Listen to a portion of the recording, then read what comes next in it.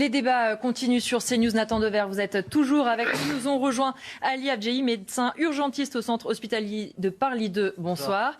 Erwan Barrio, politologue, auteur de Le Président liquide. Bonsoir. Et Thomas Scarpellini, juriste. Bonsoir. Bonsoir. Je voudrais qu'on revienne justement sur ces 6 anciens ministres qui couvrent la période 2002-2020 de Jean-François Mattei à Agnès Buzyn. Ils témoignent tous dans les colonnes du Monde. Ils expliquent ce qui ne marche pas à l'hôpital, dans le milieu de la santé. Regardez les précisions d'Alexis Vallée et de Thibault Marcheteau et on en débat juste ensuite.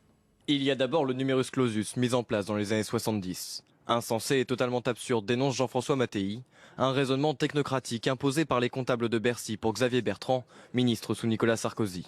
Agnès Buzyn souligne un manque d'anticipation. Aujourd'hui, les médecins veulent avoir des horaires décents. Or, les projections démographiques ne prenaient en compte que le nombre de médecins et non pas le temps médical disponible. Vient ensuite la fin de l'obligation de garde des médecins généralistes, décidée sous Jacques Chirac. Mais en 2007, Philippe Bas constatait qu'il était très difficile d'obtenir que les médecins fassent les gardes. Un constat que déplore l'ex-ministre sous François Hollande, Marisol Touraine. Une fois que vous avez dit ça, le fait que ça a été une erreur ne rend pas la remise en place facile. Autre critique, l'essor des déserts médicaux. En 2007, alors ministre de Nicolas Sarkozy, Roselyne Bachelot veut limiter la liberté d'installation des médecins libéraux, les menaçant de ne plus être remboursés par l'assurance maladie s'ils ouvraient leur cabinet dans une zone surmédicalisée. J'étais pour continuer le bras de fer. Les pharmaciens n'ont pas la liberté d'installation. On l'a fait avec les infirmières, ça marche. Mais le Premier ministre François Fillon m'a demandé de lâcher. Marisol Touraine a préféré tenter une politique d'incitation sans plus de succès. À cela s'ajoute le bas salaire des infirmières et des aides-soignantes.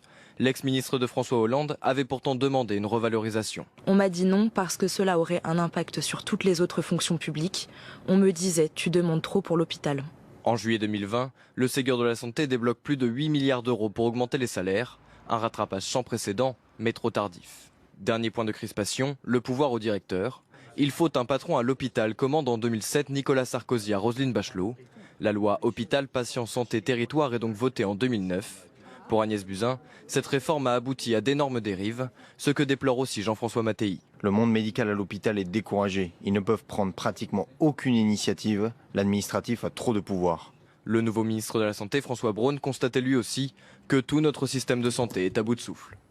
On va rentrer dans le détail, point par point, de ce qu'on vient d'entendre dans le sujet. D'abord, une première réaction. Vous représentez quelque part le monde médical sur ce plateau. Qu'est-ce que vous avez pensé de ces prises de parole des uns et des autres ? Écoutez, c'est bien qu'on voit un petit peu les choses horizontalement et de loin. Mais là, ça m'attriste un tout petit peu parce que j'ai l'impression que, écoutez, il y a eu plein de ministres et qu'ils ont été incapables de faire des choses qu'eux-mêmes critiquent après.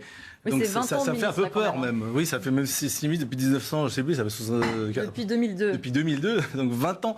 Donc j'ai vraiment peur, alors que c'est un collègue qui vient d'arriver, bien sûr, j'ai quand même peur que dans 5 ans, on nous dise encore, il aurait fallu faire ceci et cela. Bon, donc en gros, qui décide ? Parce que maintenant, écoutez, c'est parce que si les ministres de la Santé se critiquent l'un l'autre en disant qu'il aurait fallu faire ci et cela, et que nous sommes arrivés au jour d'aujourd'hui à un point où, effectivement, je disais tout à l'heure à vos invités aussi, que les services d'urgence sont un peu le pouls de la société, puisqu'il y a à peu près 22-24 millions de passages par an. Un Français sur 5, un Français sur 4 va passer aux urgences, si vous voulez, chaque année. C'était un peu comme le service militaire avant. Donc là, on peut quand même nous croire quand on dit que ça va mal. Et en plus, j'ai rangé mes photos, parce que c'est à la période des vacances. Je voyais qu'à 25 ans, j'étais devant l'hôpital dans les Yvelines avec mes autres collègues pour dire qu'il manquait des infirmières et des médecins. Bon, quelque part, vous voyez, je voudrais pas faire porter le chapeau à tout le monde, mais enfin, en tout cas, ça me fait vraiment peur. Ça me fait vraiment peur. Donc, c'est une première réaction, la peur qu'il n'y a pas de décision, ou en tout cas, on a peur. Mais écoutez, moi, je pense que quand on n'est pas d'accord, on s'en va. Ou alors, on tape du poing sur la table. Moi, je résiste, tant que j'ai pas ce matériel, mais à un moment donné, où je jette tout, je crie et je m'en vais. Et puis voilà, ou alors on me le donne, sinon je peux pas soigner sans avoir le minimum nécessaire. C'est un peu pareil, ils auraient dû quand même taper du poing sur la table. avec Jacques Ralitz, ministre de la Santé socialiste en 1981, qui avait abaissé le numerus clausus de 30%. Ce qui fait que ça a été très compliqué dans les zones rurales. Et il avait théorisé ça à l'époque en disant moins il y aura de médecins, moins les gens iront voir les médecins, et moins ça coûtera à la sécurité sociale. C'est l'offre et la demande. L'offre et la demande. Sauf que l'offre et la demande, ça marche en économie. En santé, je suis pas sûr que ça fonctionne. Surtout qu'on n'a pas eu le vieillissement de la population, les problèmes posés par les situations neurologiques comme les maladies d'Alzheimer, ou même actuellement, comme vous voyez, les maladies virales ou transmissibles, etc. On n'a pas pu prévoir ces choses-là, certes, mais en tout cas, je veux revenir quand même là-dessus, c'est que, certes, vous expliquez ça d'un moyen où quelqu'un a décidé ou quelqu'un n'a pas décidé, mais quand on est dans l'action comme nous, au service des urgences, on se doit même de dire stop à un moment donné, parce que sinon vous continuez l'hémorragie, si je puis dire. Il faut savoir dire stop, il faut savoir faire un garrot quand il faut. Mais enfin ça, c'est ça qui me désespère un peu, parce que ça c'est un aveu, et j'ai vraiment peur que dans 3-4 ans, ou même dans l'année prochaine, on soit à la même situation, un autre virus, et puis etc. Et puis voilà, on va encore se plaindre, pleurer. Mais non, il faut agir. Il faut agir, et j'ajoute juste que effectivement, le premier responsable, quoi qu'on en dise, c'est vrai qu'il a dû être poussé, ils ont dû être poussés par leur administration, mais quoi qu'on en dise, ce sont les responsables. Et tous les gens qu'on voit dans l'enquête que vous avez citée sont les responsables. Et c'est pas, ils n'ont pas à se cacher derrière leurs petits doigts. Aujourd'hui, c'est à eux qu'on doit rendre des comptes, et parce que sinon, comme vous venez de le dire, le prochain ministre de la Santé dira la même chose. Dans 10 ans, il fera le même mea culpa, et ainsi de suite. On s'en sortira pas. Donc il faut les tenir pour responsables de la même manière. On va peut-être parler des problèmes du ministère de l'Intérieur, c'est le ministre de l'Intérieur, etc. Donc chaque ministre doit être tenu pour comptable de son propre ministère, sinon c'est la déresponsabilisation totale du politique. Alors pour être un peu responsable aussi, pour proposer, parce qu'on fait toujours critique, mais je veux dire, il faut mettre les gens de terrain vraiment en petit comité, et non pas être à 50 à discuter, avec des décisions, et puis les prendre. Ne pas avoir peur de mettre la main à la pâte. Il y a 2, 3, 4 personnes, un urgentiste, un chirurgien, que sais-je, qui sont dans le métier, qu'ils doivent venir aider ces techniciens, ces administratifs. Et puis n'oublions pas l'économie, donc ça a été délaissé, et il faut aussi s'en occuper. Et dès lors, mais à quel moment ces ministres, ces 6 ministres qui représentent plus de 20 ans de ministère de la Santé, sont même pas capables à un petit instant de faire un mea culpa, de dire j'ai pas eu le courage, j'ai pas eu l'envie, j'ai pas eu la volonté? Il y a peut-être un problème d'ego aussi. Je vais justement faire ouvrir le débat vers la philosophie, parce qu'il y a un côté philosophique de cette histoire. C'est-à-dire qu'il y a, c'est un intérêt pour tous, la santé. Donc il y a des moments où on doit tous s'unir. Et il y avait des problèmes d'ego, il faut le dire aussi, souvent entre des directeurs et des chefs de service, entre les médecins et notamment les administratifs. En gros, pour faire simple, entre la médecine et l'ENA. Et donc, non, mais je pense à mon avis que les énarques sont un petit peu jaloux des médecins, et les médecins sont un peu jaloux des énarques, et donc il y a un côté, parce que je vous expliquerai plus tard si on a le temps, mais en tout cas il y a un phénomène, et là il devrait pas l'un contre l'autre, parce que la santé, c'est quand même pour tout le monde. C'est quelque chose que, un vrai médecin, il se donne à fond pour aider les gens et les autres. Et donc, ne pas nous donner les moyens pour ça, pour ce but-là, en disant c'est peut-être économique, c'est peut-être administratif, c'est un truc d'égo, c'est pour arriver plus loin. Non, ça, c'est absurde. On l'acquiert avec l'âge, mais comme je suis très jeune, je peux le dire. C'est pour ça qu'il y a un vrai problème que je perçois même quand je vais demander quelque chose, ne serait-ce qu'un stylo, vous voyez. Pourquoi vous en avez peut-être pas besoin, etc. Il y a des réponses un peu stupides. Je demande quelque chose, vous me ferez un mail. Enfin bon, je veux dire, je suis devant lui. Donc ces choses-là sont énervantes pour les médecins qui vivent au jour le jour, notamment les urgentistes, avec des choses pragmatiques, avec des gens de terrain qui viennent, avec des pleurs, avec des douleurs. Et nous, on doit répondre. Et ça nous embête quand même de ne pas y répondre. Et parfois, ça nous fait faire des burn-out, ça nous fait faire des choses qui sont terribles. Et à des collègues, ça c'est arrivé, je connais, ou même qui sont allés beaucoup plus loin que ça. Donc, vous voyez, c'est en même temps comique, mais tragique. Aujourd'hui, on paye les pots cassés. Après, sur le numerus clausus, il faut quand même rendre hommage à Macron, qui pour une fois, au président de la République, qui pour une fois a supprimé le numerus clausus en 2020. Et c'est quand même une mesure qu'il fallait prendre. Un petit peu tardive, mais il fallait la prendre. Et pour une fois, voilà. Je corrige, c'est très peu quand même, dans les faits. Ah oui, c'est très peu. Je suis en contact avec des étudiants en médecine. ne croyez pas qu'on il l'a ouvert en tout cas, il l'a ouvert. Passé de 12, 14, 20% à 30, c'est faux. Hein. Quels sont les chiffres? Ce côté humain est très important. J'ai pas exactement les chiffres, mais je suis en contact avec des étudiants en médecine, par exemple, qui disent qu'on était 800, on nous en a pris 100, là on en a pris 115, quoi. Vous voyez, c'est un peu cet ordre-là. Donc, mais le côté humain que vous décriviez est très important, et la médecine n'est pas comparable tout à fait aux compagnies aériennes, parce que nous, on ne fait jamais grève, tandis que les pilotes d'avion font grève. Donc, on ne fera jamais grève. Et on ne fera jamais grève.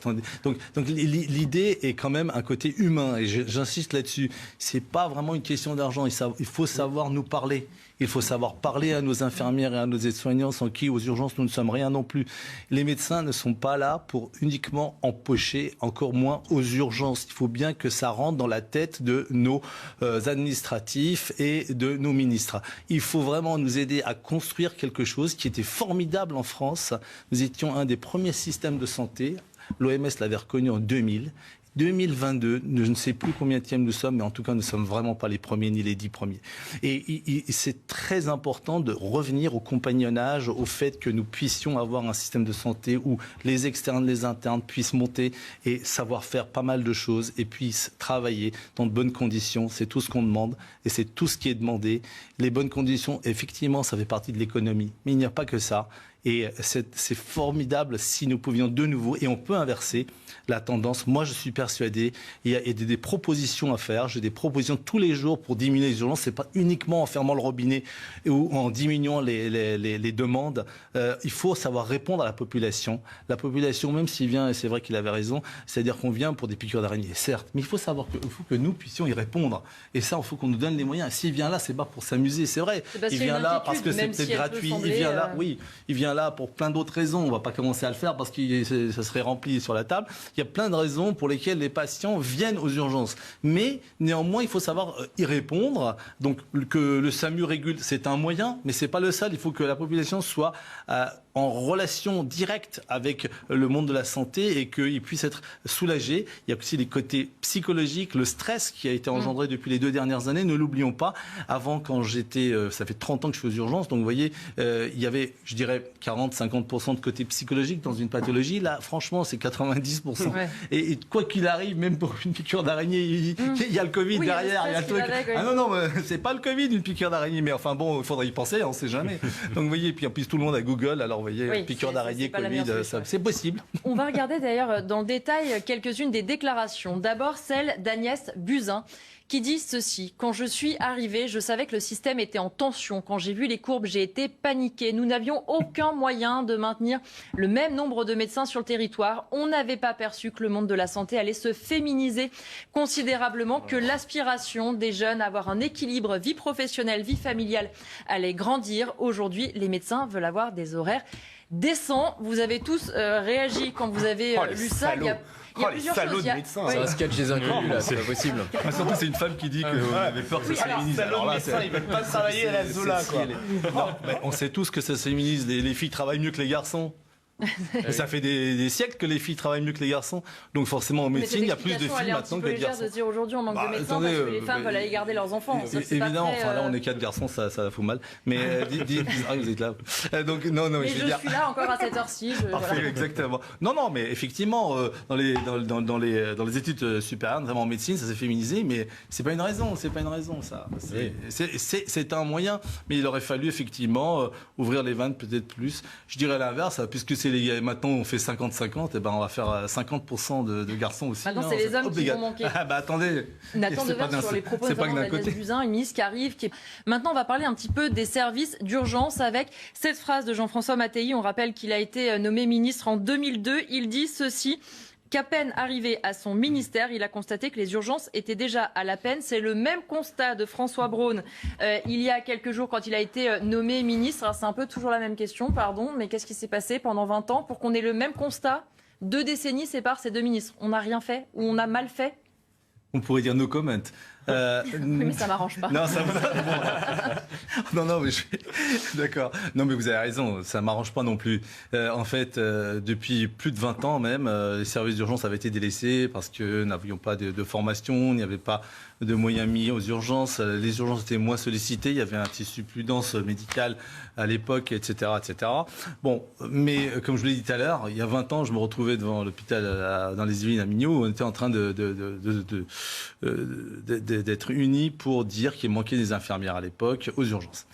Écoutez, c'est le même constat, mais c'est un vrai problème. Encore une fois, ce qu'on avait dit tout à l'heure, moi, ça me désole de savoir qu'on n'a pas fait quelque chose. Puisque, écoutez, les résultats sont là, ils sont responsables, mais encore une fois, ils n'ont pas dû écouter, ils ont dû être sous pression économique, certainement. Comment voulez-vous que je l'explique, moi? Parce que moi, ça me démonte, moi. J'ai envie plutôt de dire des choses un peu méchantes, mais je laisserai mes autres amis le faire pour pas mettre mon ado. Ne vous engagez pas trop. Oui, ne vous engagez pas trop. Non, mais cela dit, effectivement, on n'a pas écouté les gens de terrain.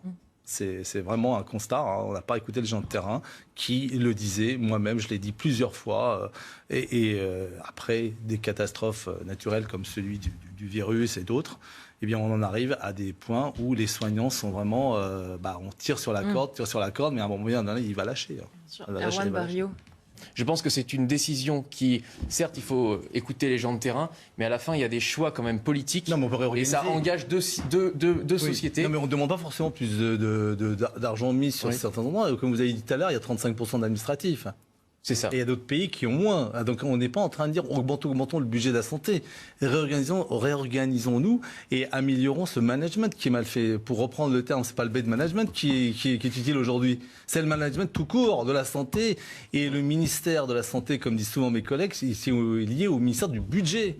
C'est au ministère de l'économie. C'est eux qui doivent décider comment il faut pouvoir faire au niveau des salaires, etc. Ça, certes, mais en réorganisant un tout petit peu cet administratif qui n'a pas lieu d'être à ce point-là, je ne dis pas qu'il n'est pas nécessaire, mais on peut réorienter sur les gens de terrain qui nécessitent. Là, on n'a pas besoin au jour d'aujourd'hui de...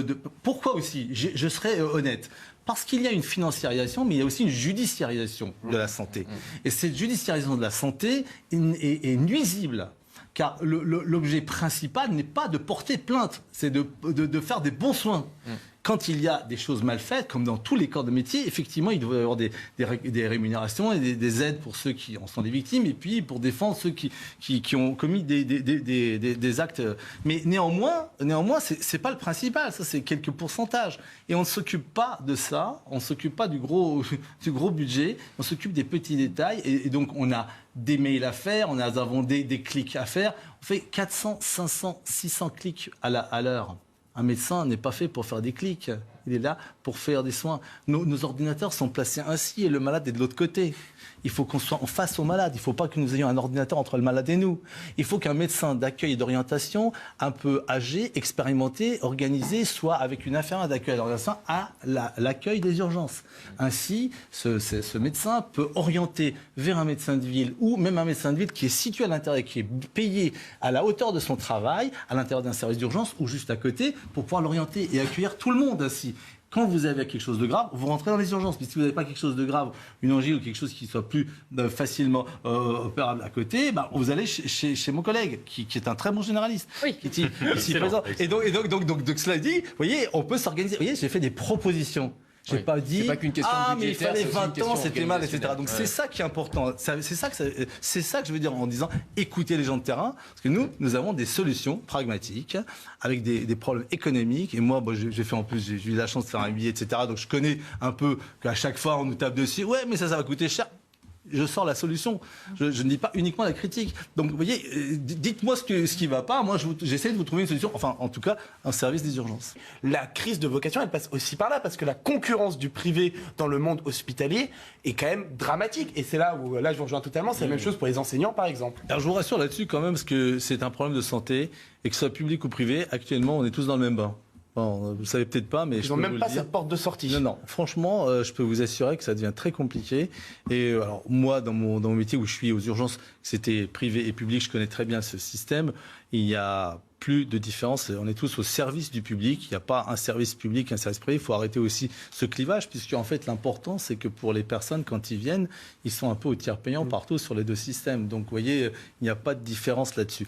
Il faut vraiment bien cadrer les problèmes et qu'on n'aille pas dans tous les sens. Et j'espère que François Braun, qui est un médecin urgentiste aussi, on va essayer de l'aider. Nous, on est tout prêts. Mais si, par amnésie, dans 1 an ou 2 ans, on arrive de nouveau à la même situation que ce que vous êtes en train de nous raconter sur la tribune, ça peut aller vraiment dans le mur. Donc voilà, oui pour écouter le terrain, mais à condition que ce soit pour s'en nourrir et pas pour s'en servir. On va terminer sur cette partie. Je vous remercie Ali Afjahi d'avoir été avec nous, médecin urgentiste au centre hospitalier de Paris 2. On va faire le point.